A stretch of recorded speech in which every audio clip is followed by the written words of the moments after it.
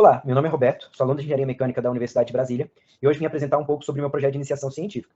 Como vocês podem ver pelo título, eu tenho investigado como a estratificação térmica em ferrofluidos gera uma deflexão nas linhas de campo magnéticas aplicada ao fluido. Para introduzir um pouco esse fenômeno, eu gostaria de definir aqui, o que é um fluido magnético ou um ferrofluido, como também é conhecido. Basicamente, o ferrofluido ele é uma suspensão de nanopartículas magnéticas imersas em um fluido base. Em geral, esse fluido base ele é composto aí ou por hidrocarbonetos leves ou por água, e as nanopartículas, no nosso caso de estudo, é a magnetita. Essa combinação dessa suspensão de nanopartículas faz com que o nosso fluido seja responsivo à aplicação de campos magnéticos externos. Então, a gente consegue, desse modo, controlar propriedades macroscópicas como a viscosidade, a temperatura, as taxas de troca de calor dentro do nosso fluido. Como motivação para a nossa pesquisa, a gente tem trabalhado em parceria com o laboratório da Unicamp, que tem estudado esse fenômeno de forma experimental. Então, a gente objetiva tá complementando o estudo por meio de estudos numéricos para a compreensão desse fenômeno físico. Então, aqui vocês podem visualizar a bancada experimental da Unicamp, onde a gente tem a cavidade, onde o ferrofluido está imerso, e banhos quentes e frios para gerar uma célula convectiva dentro dessa cavidade. Como metodologia, a gente utilizou duas linguagens de programação, o Python e o Fortran, e também fez uso do software OpenFOAM, que é um software livre de CFD. O primeiro código a ser desenvolvido, que foi realizado em Python, ele computa o campo magnético analiticamente gerado no vácuo. Esse código, ele basicamente é utilizado como condição de contorno para as fronteiras da nossa cavidade.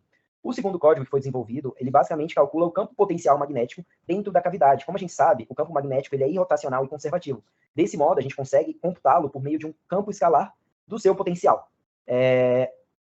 A terceira ferramenta utilizada, o OpenFOAM, ele foi usado para computar as condições, o perfil de temperatura dentro da nossa cavidade.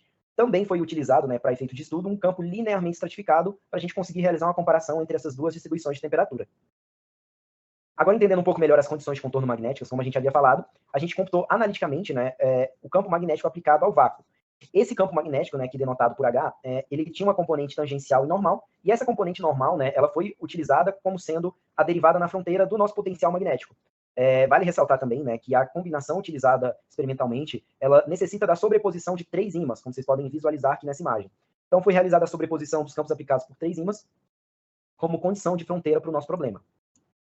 Agora, partindo para as condições de contorno térmicas, como a gente havia comentado, inicialmente foi feito um estudo por meio de uma temperatura linearmente estratificada, onde TF aqui representa a temperatura fria e TQ representa a temperatura quente. Então, ao lado esquerdo da cavidade, a gente tinha uma temperatura fria, ao lado direito, uma temperatura quente. À esquerda, a temperatura fria foi sempre fixada a 300 graus e a temperatura quente ela foi variada entre 400 e 1.300 com gradiente de 100 graus Kelvin. Como segundo modelo para o campo de temperatura, a gente utilizou o código do OpenFOAM, que computa, por meio da biblioteca Boolean Simple Foam, o fenômeno de convecção natural sem o acoplamento do fenômeno magnético. Ainda tentando compreender, sem o acoplamento dos dois fenômenos. Como a gente tinha comentado, inicialmente, a gente utilizou o fluido EFH3, que é basicamente nanopartículas de magnetitas suspensas em um fluido base de hidrocarbonetos leve. Para a resolução do potencial magnético, a gente resolveu essa equação aqui, que é basicamente uma equação de Poisson para o potencial, e esse QM, ele representa a suscetibilidade magnética. Como a gente adotou no nosso caso de estudo o superparamagnetismo, a magnetização das partículas, representada pela letra M, ele é considerado colinear ao campo aplicado, e essa parcela ela é computada por meio da suscetibilidade magnética. O modelo de suscetibilidade magnética utilizado é conhecido como modelo de Langevin, está expresso nessa equação 4, e basicamente ele foi linearizado, então nesse caso, a modelagem completa ela depende do potencial magnético. E a gente conseguiu linearizar ele para alfas suficientemente pequenos por meio dessa nova equação aqui. Como resultado, a gente conseguiu capturar a deflexão nas linhas de campo com diferenças de temperatura. Então, a gente pode visualizar aqui esse primeiro estudo é sem estratificação de temperatura, essa linha em vermelho. E conforme a gente vai aumentando a temperatura quente, que varia de 400 a 1.300 Kelvin, a gente consegue gerar efeitos na estratificação significativos, que chegam até 20%.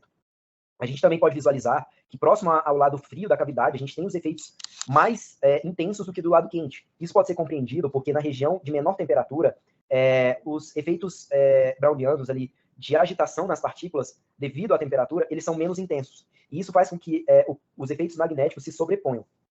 Como uma segunda análise, um segundo resultado, a gente pode ver uma comparação entre o campo de temperatura linear, que está em preto, e o campo de temperatura gerado pelo OpenFOAM. Aqui foram escolhidas 3 temperaturas quentes, de 400, 800 e 1.300 Kelvin, e a gente pode ver que existe uma certa diferença próximo às bordas nessa estratificação de suscetibilidade.